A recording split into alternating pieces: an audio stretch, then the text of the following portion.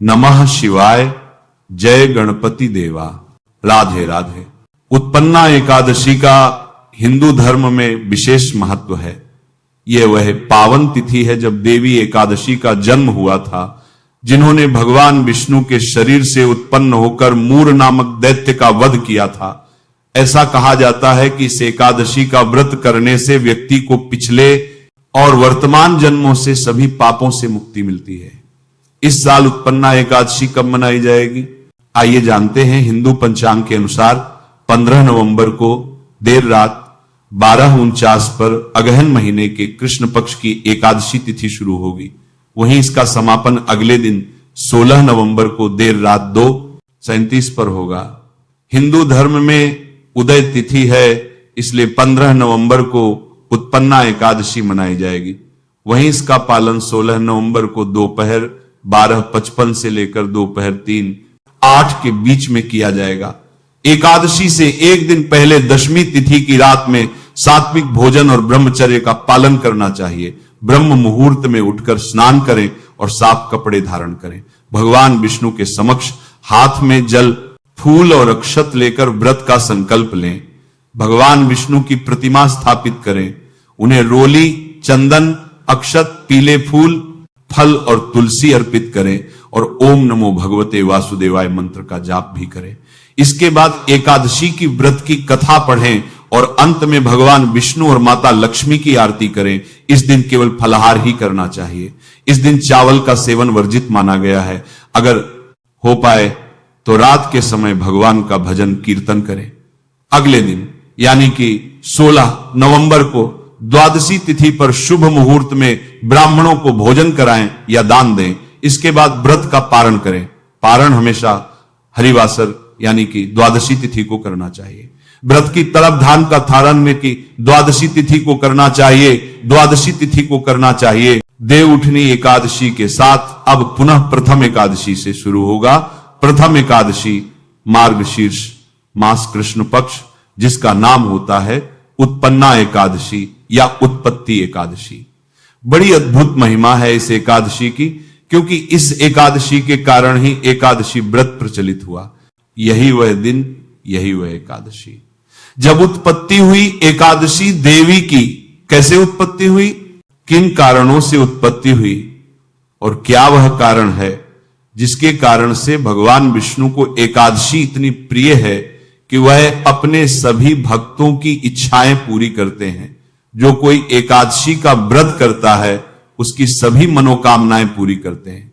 क्या कारण है, इसको समझने की आवश्यकता है। एकादशी है कब, व्रत किस दिन करना है, क्या 2 दिन है या एक ही दिन है, शुभ मुहूर्त क्या रहेगा, व्रत की विधि क्या रहेगी, नियम क्या रहेंगे, एक दिन पहले के कुछ नियम है क्या, दशमी तिथि से और पारण कब करना है, व्रत के दिन के नियम क्या रहेंगे, पूजा विधि क्या रहेगी। बात करते हैं आने वाली एकादशी की। मार्गशीर्ष मास से एकादशी का क्रम आरंभ होता है और प्रथम जो एकादशी आती है उसको हम उत्पन्ना एकादशी कहते हैं, उत्पत्ति एकादशी कहते हैं। इस एकादशी को क्यों आवश्यक है, मैं विधि बताऊं, नियम बताऊं, उससे पहले जानना आवश्यक है कि इसका महत्व क्या है, क्यों करें, इस एकादशी को क्यों महत्वपूर्ण है, ये एकादशी क्या फल है। इस एकादशी को करने का भगवान कहते हैं कि व्यक्ति पात योग के दिन दान देने का 1,00,000 गुना फल होता है और संक्रांति से 4,00,000 गुना तथा सूर्य चंद्र ग्रहण में स्नान दान करने से जो फल प्राप्त होता है वही पुण्य एकादशी के दिन व्रत करने से प्राप्त होता है। अश्वमेध यज्ञ के करने से 100 गुना तथा 1,00,000 तपस्वियों को 60 वर्ष तक भोजन कराने से 10 गुना और 10,000 ब्राह्मणों को अथवा 100 ब्रह्मचारियों को भोजन कराने से 1000 गुना पुण्य भूमि दान करने से होता है और उससे 1000 गुना पुण्य कन्यादान करने से होता है और उससे 10 गुना पुण्य विद्या दान करने से होता है। उससे भी अधिक अर्थात विद्यादान से भी 10 गुना पुण्य भूखे को भोजन कराने से होता है। अन्नदान के समान इस संसार में कोई भी ऐसा कार्य नहीं है जिससे देवता और पितृ दोनों तृप्त होते हो, परंतु एकादशी के व्रत का पुण्य सबसे अधिक है। एकादशी के व्रत का पुण्य अन्नदान से भी अधिक होता है 1000 या से भी अधिक इसका फल होता है। एकादशी के व्रत का प्रभाव देवताओं को भी दुर्लभ है। आप सोचिए 10 ब्राह्मणों अथवा 100 ब्रह्मचारियों को भोजन कराने से 1000 गुना पुण्य जो है वह भूमि दान कर उससे भी अधिक पुण्य आप एकादशी का प्राप्त कर सकते हैं। अश्वमेध यज्ञ करने से 100 गुना तथा 1 लाख तपस्वियों को 60 वर्ष तक भोजन कराने से भी 10 गुना पुण्य आप इस एकादशी से प्राप्त कर सकते हैं। इतना अद्भुत फल है इस एकादशी का। भगवान कहते हैं कि हे युधिष्ठिर, इसका इतना फल है कि इसका मातम्य तो देवता भी वर्णन नहीं कर सकते। जो व्यक्ति निर्जल रहकर इस एकादशी का व्रत कर लेता है उसका फल कोई वर्णित ही नहीं कर सकता। जब युधिष्ठिर महाराज ने सुना कि प्रभु आपने हजारों यज्ञ और लाख गोदान को भी एकादशी के व्रत के सामने बहुत बौना करार दे दिया, बहुत छोटा के हजारों यज्ञ और लाख गोदान से भी जो फल मिलता है वो एकादशी के फल के सामने कुछ नहीं है, तो ये तिथि सब तिथियों से उत्तम कैसे हुई, ये आप मुझे युधिष्ठिर महाराज पूछते हैं भगवान श्री कृष्ण से कि क्या कारण है। तब भगवान श्री कृष्ण जो कहते हैं मैं आपको बताता हूं। को इतना महत्वपूर्ण कैसे बताया भगवान ने, क्यों इसका फल इतना अधिक है। तब भगवान श्री कृष्ण कहते हैं कि हे युधिष्ठिर, एक समय सभी देवता, दानव, नर, किन्नर, यक्ष, गंधर्व सब के सब एक बड़ी भयानक से बीत रहे थे। एक बड़े भयानक राक्षस के अत्याचार से पीड़ित थे। वह राक्षस इतना शक्तिशाली था, इतना पराक्रमी था, जिसके सामने ये सब टिक नहीं पाए और उसने संपूर्ण ब्रह्मांड पर अपना नियंत्रण कर लिया। भगवान विष्णु भी यहां तक कि उसके सामने नहीं टिक पा रहे थे। उस अवस्था में एक देवी की उत्पत्ति हुई। उस देवी की उत्पत्ति जो हुई, उस देवी ने भगवान विष्णु का उस राक्षस से न केवल संरक्षण किया, अर्थात उनकी रक्षा करी, बल्कि उस राक्षस को मृत्यु के घाट भी उतारा, और यही देवी एकादशी कहलाती है। अब क्योंकि इन्होंने इतना बड़ा कार्य किया था प्रभु का, इसीलिए भगवान विष्णु ने प्रसन्न होकर इनको आशीर्वाद दिया। अब इसका संपूर्ण वृत्तांत आप उस वीडियो में सुनिएगा, बड़ा ही उत्तम प्रसंग है वह। उसमें एक एक बड़ी बड़ी बात आपको जानने को मिलेगी, बड़ी बड़ी जानकारियां आपको प्राप्त होंगी, बड़ी ही महनीय जानकारियां जो पुराणों में कहीं लिखी हैं, उनसे आप जान पाएंगे कि कैसे यह एकादशी की उत्पत्ति हुई, कहां से उत्पत्ति हुई, कौन इनके पिता हैं, कौन इनकी माता हैं, कारणों में, किन हालात में, किस स्थान पर इनकी उत्पत्ति हुई और ये क्यों महत्वपूर्ण है। ये संपूर्ण जानकारी बहुत सारे पुराणों से निकाल के मैं लेकर आया हूं। उसका जो महत्तम है, एकादशी के विषय में जानने का जो महत्तम है, उसका फल ही कई लाख गुना अधिक है। जब आप एकादशी की उत्पत्ति का महत्तम, अर्थात एकादशी की उत्पत्ति की कथा सुनते हैं ना, वो कथा ही अपने में लाखों गुना पुण्य देने वाली है। एकादशी का फल बहुत अधिक है। आशा करता हूं समझ आ गया होगा कि आपको यह एकादशी करनी चाहिए, क्योंकि यह एकादशी अनंत पुण्य देने वाली है। एकादशी कैसे करनी चाहिए? भगवान कहते हैं कि इस एकादशी का व्रत के जो नियम है वह दशमी तिथि से ही आरंभ हो जाते हैं। व्रत के एक दिन पूर्व ही रात्रि को आहार नहीं खाना चाहिए, अर्थात अन्न आदि नहीं खाना चाहिए। यहां पर एक बात बता दूं कि अगर आप इस नियम का पालन कर पाए तो ही रखिएगा। ऐसा नहीं कि आपका शरीर साथ दे नहीं और आप जबरदस्ती अपने शरीर के साथ जबरदस्ती करें, इससे शरीर को कोई हानि हो जाए। अगर आप लगातार 2 दिन भूखे नहीं रह पाते हैं तो कोई बात नहीं, रात्रि को आहार खाइएगा, परंतु दंत धावन आदि करके जब सोए, दातून आदि करके, टूथपेस्ट, व्यंजन आदि के सोए, तो कोई भी अन्न का दाना मुंह में ना रह जाए, इसका ध्यान रखिएगा। एक दिन पहले ही आपको लहसुन प्याज का त्याग कर देना चाहिए। जो लोग मदिरापान करते हैं, मांसाहार करते हैं, उनको भी एक दिन पहले ही मांसाहार, मदिरापान आदि को त्याग देना चाहिए। ऐसा नहीं कि आज खूब खाए पिए और कल आप व्रत कर लें, तो एक दिन पूर्व ही इसका त्याग करना है। आपने दशमी तिथि को ही आपने ब्रह्मचर्य धारण करना है, क्योंकि एकादशी के दिन बाल ना धोने की प्रथा प्रचलित है, तो इसीलिए आपने बाल भी दशमी तिथि को ही धो लेने हैं और ब्रह्मचर्य धारण कर लिया, अर्थात ब्रह्मचर्य धारण कर लिया। अब आप पारण तक ब्रह्मचर्य का पालन करेंगे। यह बड़ा नियम है, कठोर नियम है, इस पर ध्यान देना चाहिए। मैंने पहले भी 1-2 बार बताया है, आप में से बहुत सारे भाई बंधु माताएं बहनें पूछती भी है इसके विषय में, पर इसका उल्लंघन नहीं होना चाहिए, क्योंकि एकादशी का जो व्रत है ना, वो नियमों से बंधा हुआ है। इस एकादशी का अधिक फल कैसे है? क्योंकि इसके नियम थोड़े कठोर है, इसके नियमों का पालन करते हैं, कठोरता से तो आपको उत्तम फल प्राप्त होता है। इसीलिए नियमों के अनुसार आपको व्रत करना चाहिए। दशमी तिथि को ऐसे व्यतीत कीजिए, रात्रि को दंत धावन करके सोइए। एकादशी के दिन आपको ब्रह्म मुहूर्त में उठना चाहिए। ये कहते शास्त्र में ये कहूंगा कि अगर ब्रह्म मुहूर्त में ना उठ पाए, क्योंकि सबके लिए संभव नहीं है, आजकल दिनचर्या सबकी अलग है, तो सूर्योदय से पहले अवश्य उठ जाए। उठने के बाद स्नान आदि कीजिए। अब यहां जो स्नान होगा ना, इस एकादशी पर जो स्नान है, पुराण में या कथा में जो वर्णन सुनेंगे, तो वहां तो आया है कि आपको मिट्टी या उबटन से स्नान करना चाहिए। अभी यदि आपके लिए संभव है तो आप अवश्य कीजिएगा, अन्यथा आप गंगा जल युक्त जल से स्नान करना चाहिए, लीजिएगा। घर पर जो आप स्नान करेंगे, उसमें जो भी आपकी बाल्टी है, पात्र है, जिसमें आप जल भरते हैं नहाने के लिए, उसमें पहले थोड़ा गंगा जल भरिएगा और फिर उसमें जल भर लीजिएगा, उससे आप स्नान कीजिएगा। यदि आप घूटन या मिट्टी आदि का लेप लगाकर स्नान कर रहे हैं, तो एक मंत्र वर्णित है पुराणों में, वह आपको बोलना चाहिए, अश्वक्रांति रथ क्रांति विष्णु क्रांति व सुंदरे संचितम द्वयाते। यह मंत्र बोलते हुए आपको वह लेप लगाना चाहिए। आप यदि इस दिन लेप बना रहे हैं अपने लिए, या तो मिट्टी का, शुद्ध मिट्टी का लेप हो, या उबटन अगर आप बना रहे हैं, तो उसको लगाते समय आपको यह मंत्र बोलना चाहिए। आप शुद्ध जल से स्नान कर लीजिए, स्नाना आदि से निवृत्त होकर स्वच्छ वस्त्र धारण कीजिए। स्वच्छ वस्त्र धारण करके भगवान का पूजन कीजिए। पूजन करने के लिए जो भी आपका उपयुक्त स्थान है घर में, वहां पर सारी सामग्री एकत्र कीजिए। पूजा की सामग्री में क्या चाहिए?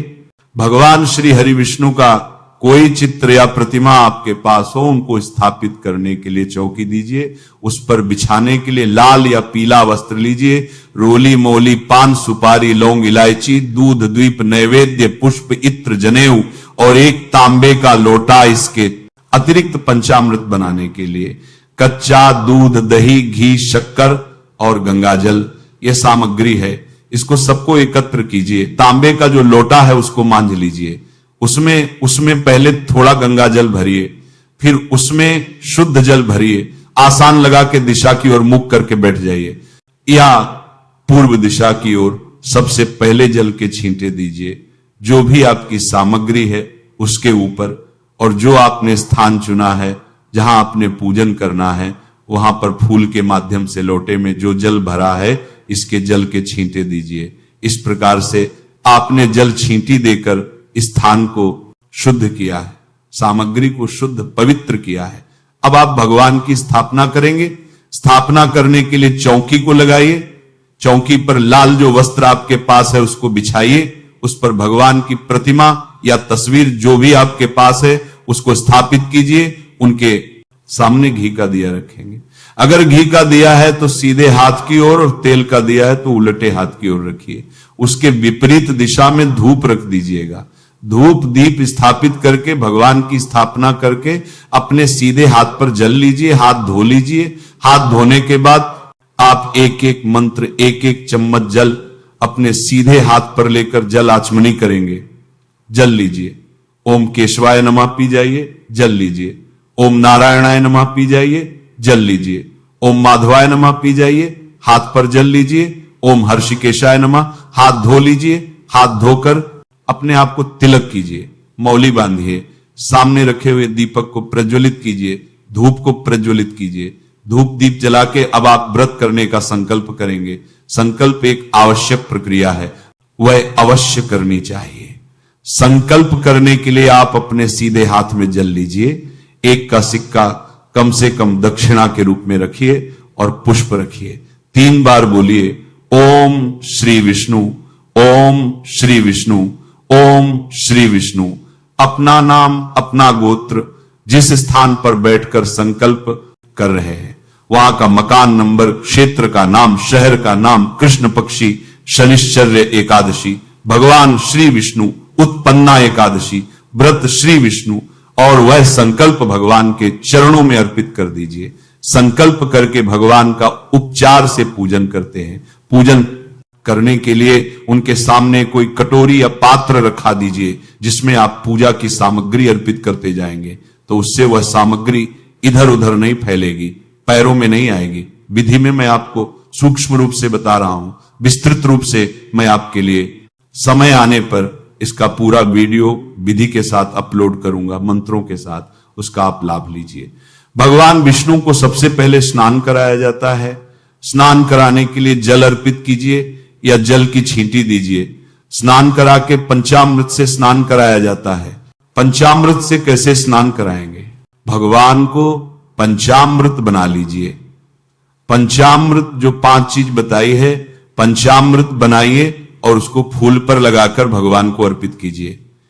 यदि आपके पास कोई प्रतिमा है, लड्डू गोपाल जी या शालिग्राम जी, तो आप उनको स्नान भी करा सकते हैं, अभिषेक भी करा सकते हैं पंचामृत से। फिर पुनः शुद्ध जल से स्नान कराइए। स्नान करा के वस्त्र के रूप में मौली का एक टुकड़ा तोड़िए और वो अर्पित कीजिए। वस्त्र के बाद इत्र लगाएंगे। अगर इत्र है आपके पास तो फूल पर लगाकर इत्र अर्पित कीजिएगा। भगवान को तिलक लगाइए। तिलक लगाकर पुष्प अर्पित कीजिए। फूलों की यदि माला है ना आपके पास तो फूलों की माला अर्पित कीजिए। पुष्प अर्पित करने के बाद दिखाइए भगवान को, और दीप दिखाइए।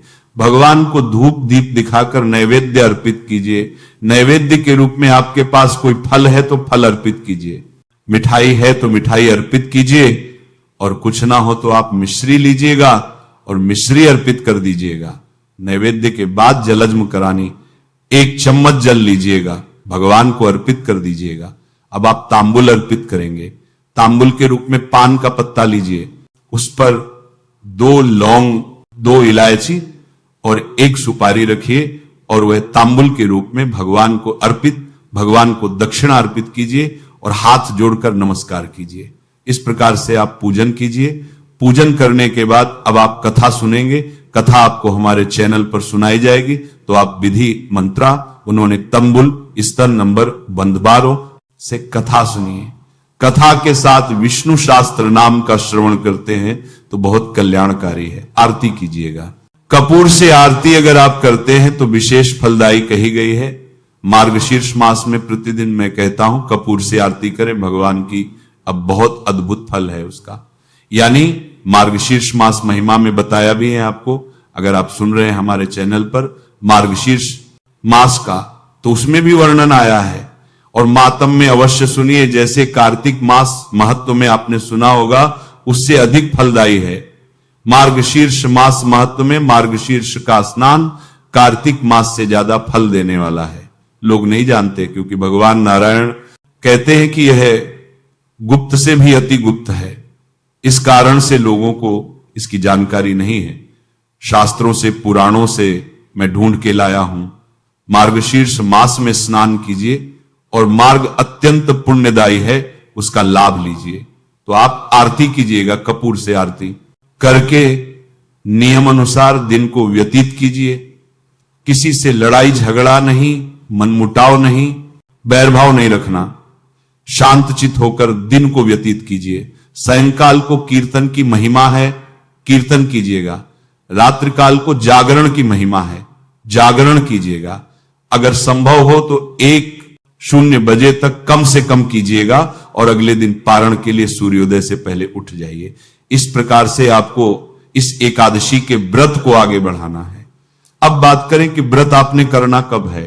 प्रिय दर्शकों, मार्गशीर्ष मास के कृष्ण पक्ष की एकादशी, उत्पत्ति एकादशी तिथि की शुरुआत हो रही है 15 तारीख को 26:37 पर, अर्थात जब 15 तारीख आरंभ होगी ना, प्रातः काल 2:37 पर यह एकादशी शुरू हो जाएगी। और यह 16 तारीख अर्थात 15 के रात्रि को 12 बजे के बाद जो 16 तारीख लग जाएगी तो रात्रि को 4:47 पर समाप्त होगी। ऐसे में उदया तिथिमान के अनुसार 15 तारीख को एकादशी है और द्वादशी भी व्रत के पूर्ण होने से पहले आ रही। इसीलिए इस एकादशी का व्रत आपको 15 तारीख को करना चाहिए, 15 नवंबर को करना चाहिए। 15 नवंबर को दिन रहेगा शनिवार का। शनिवार के दिन शुभ मुहूर्त क्या रहेगा, अब ये जान लेते हैं। शनि लगभग 6:30 बजे के आसपास सूर्योदय होगा, तो इसमें पहले 1.5 घंटे को निकाल दीजिए। प्रथम चौघड़िया उत्तम नहीं है, काल का चौघड़िया है। दूसरा अर्थात आप पूजन कर सकते हैं 8, 10 से, और 9:40 तक ये उत्तम मुहूर्त रहेगा। नमः शिवाय। जय गणपति देवा। राधे राधे।